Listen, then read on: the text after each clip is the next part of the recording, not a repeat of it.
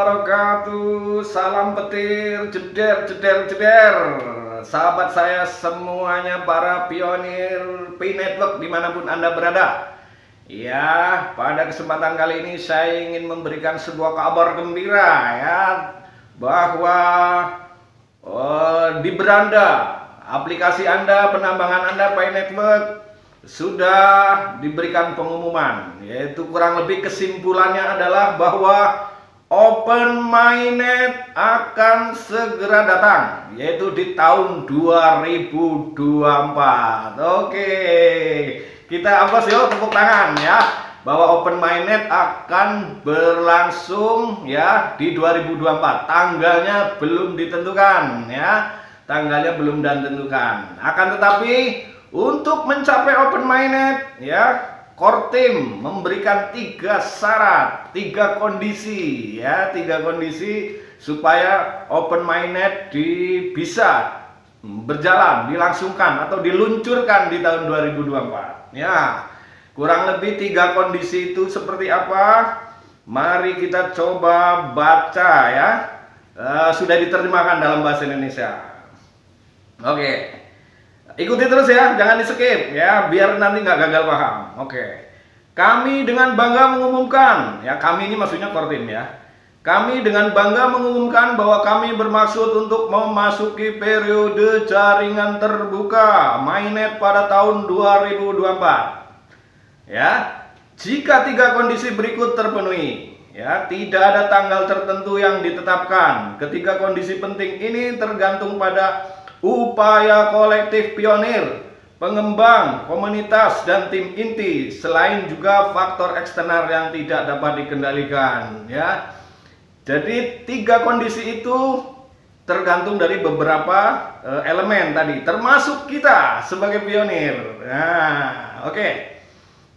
Yang pertama ya, syarat memiliki jaringan terbuka pada tahun 2024. 1. Kondisinya adalah selesaikan semua pekerjaan persiapan jaringan terbuka di bidang teknologi, produk bisnis, dan hukum dengan mengikuti strategi jaringan Pi yang konsisten. Sebagian besar pencapaian teknis dan produk dari pekerjaan persiapan tersebut tercantum dalam berbagai proyek dalam peta jalan V2 yang juga dirilis hari ini. Kecuali untuk pekerjaan di bidang bisnis dan hukum, peta jalan V2 juga mengecualikan beberapa pencapaian teknis dan produk karena alasan keamanan atau karena berkaitan dengan proyek siluman yang dimaksudkan untuk dipublikasikan nanti. Peta jalan V2 yang dirilis hari ini akan dilengkapi, disempurnakan lebih lanjut di kemudian hari, dan status pencapaian baik dalam sejarah, dalam proses, atau dalam jalur masa depan juga akan terus diperbaharui sepanjang tahun. Upaya untuk mencapai kondisi tersebut terutama akan dilakukan oleh tim inti. Saat ini kami berada di jalur yang tepat untuk memenuhi kondisi 1 ya.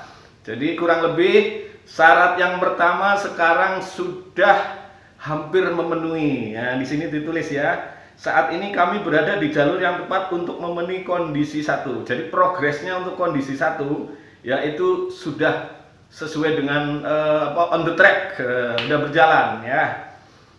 Oke. Kemudian kondisi yang 2 ya, capai tujuan berikut dalam KYC jaringan, migrasi, dan penciptaan utilitas. Oke. Kondisi ini konsisten dengan tujuan jaringan tertutup dari bab peta jalan yang diperbaharui dari white paper Pi yang ditertibkan pada bulan Desember 2001. Jadi white paper itu udah pernah diperbarui ya. Pertama di tahun 2019, kemudian di 2021. Anda bisa lihat di white paper ya. Jadi kalau caranya melihat adalah klik 3 garis di bagian kiri di aplikasi Anda. Terus di situ ada menu, di situ ada white paper. Ya, di situ baca klik. Ada 2019, ada 2021. Silakan dibaca ya. Oke. Seperti menjangkau sejumlah besar pionir yang terverifikasi identitas KYC di blockchain Mainnet dan memiliki beragam utilitas mata uang kripto Pi di ekosistem Pi ya. Jadi Core Team sepertinya juga mengharapkan bahwa ada berbagai macam kripto yang masuk ya, yang masuk di dalam jaringan Pi di dalam utilitas Pi. Oke. Tujuan-tujuan ini sangat penting bagi keberhasilan jaringan terbuka dan ekosistemnya sejalan dengan visi Pi untuk membangun ekosistem peer-to-peer dan pengalaman online paling inklusif di dunia yang didorong oleh Pi. Target pencapaian di bawah ini membantu menentukan apa arti tujuan jaringan tertutup ini secara konkret sesuai dengan permintaan komunitas kami, sambil mempertimbangkan kelayakan komunitas untuk mencapainya pada tahun 2024.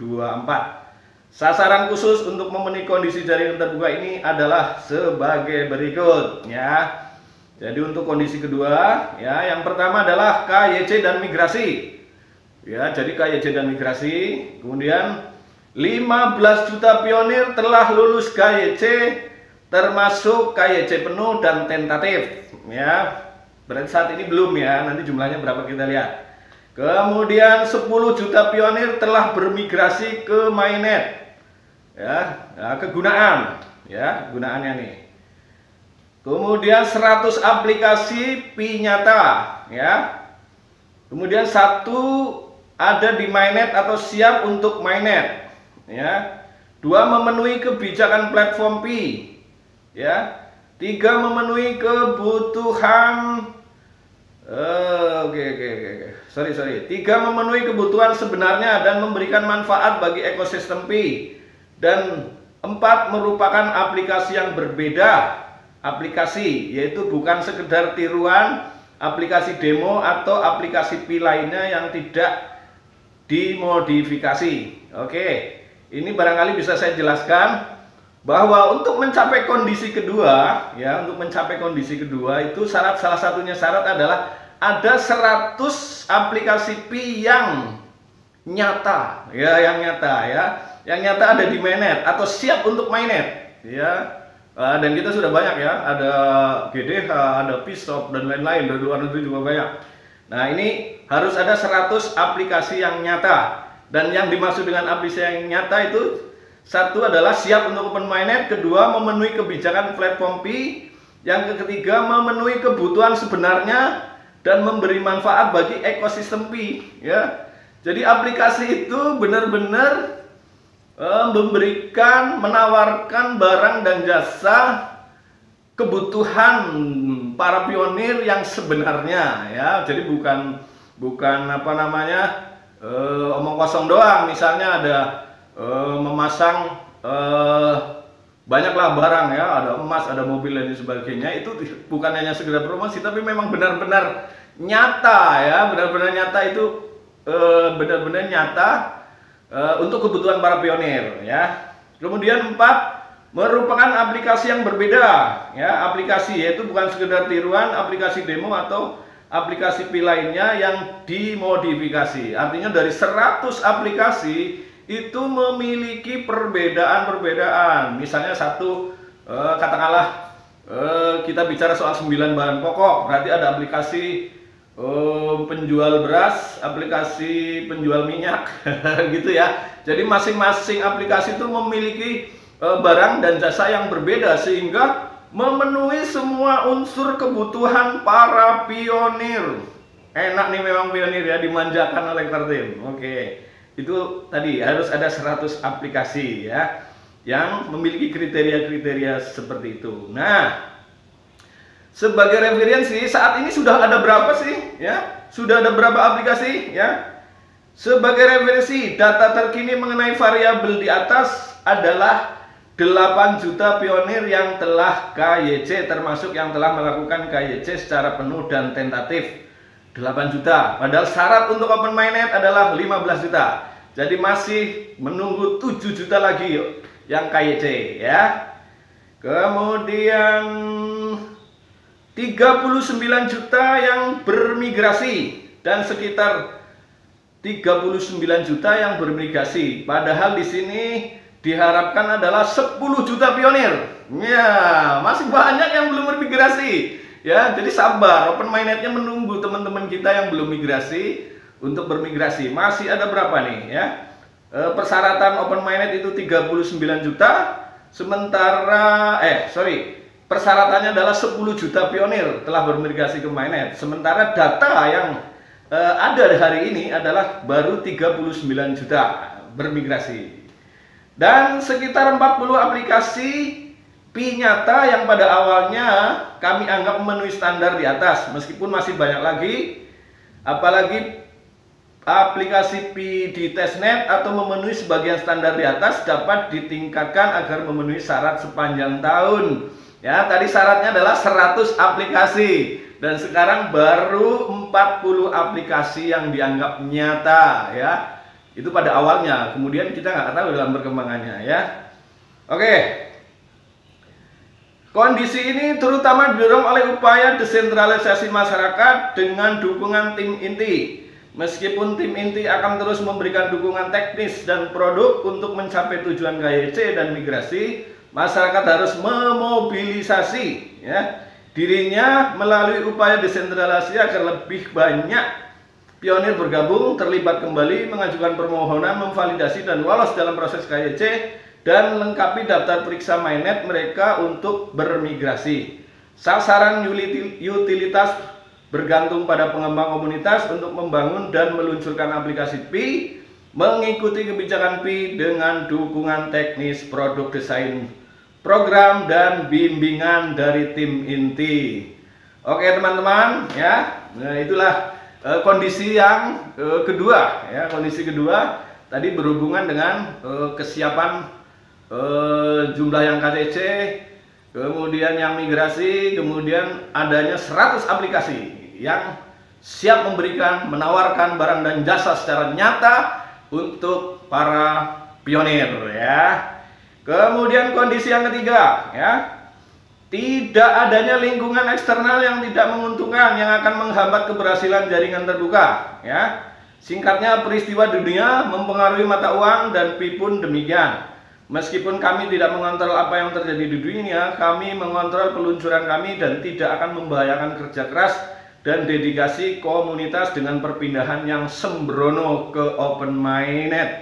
Ya, jadi pengaruh eksternal global dunia juga menjadi pertimbangan tim inti untuk meluncurkan open mainnet ya, karena jangan sampai gugup buru-buru open mainnet pada saat situasi global eksternal itu tidak mendukung ya.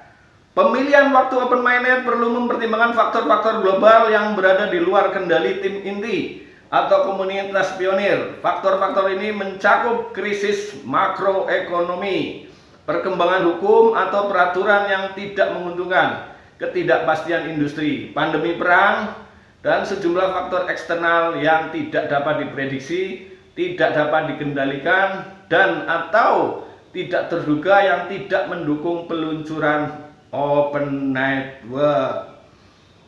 Ketiga kondisi ini akan membantu menentukan waktu berlangsungnya jaringan terbuka. Kami berharap jaringan dapat mencapainya pada tahun 2024 dengan upaya kami yang terdesentralisasi dan tidak adanya faktor eksternal yang tidak menguntungkan dan tidak dapat dikendalikan. Jika kondisi tersebut terpenuhi, maka open network mungkin akan ditunda untuk memastikan transisi yang lebih sukses bagi semua pionir.